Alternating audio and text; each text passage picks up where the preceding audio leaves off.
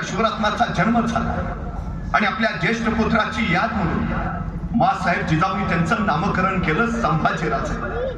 बघता बघता संभाजीराजांच्या बाललीलांनी सगळ्यांची मनं हरकू लागली. पण त्याच वेळी नियतीनं गलती केली.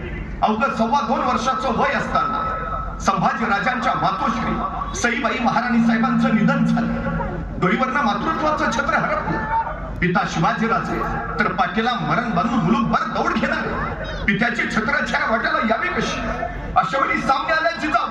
अजून दुसरे शिवराय घडवायचं सामर्थ्य या जिजाऊत नक्कीच आहे संगत. आणि जिजाऊ नावाच्या चालत्या बोलत्या विद्यापीठामध्ये संभाजीराजांचं बालपण सावरलं गेलं. संभाजीराजे चालणं बोलणं शिकले. संभाजीराजे लिहिणं वाचणं शिकले. संभाजीराजे नाना कला नाना विद्या याच्यामध्ये पारंगत झाले. धर्मशास्त्र, अर्थशास्त्र, नीतिशास्त्र, समाजशास्त्र, राज्यशास्त्र याच्यामध्ये संभाजीराजे पारंगत झाले. 1 नाही 2 नाही 3 नाही 4 नाही 5 नाही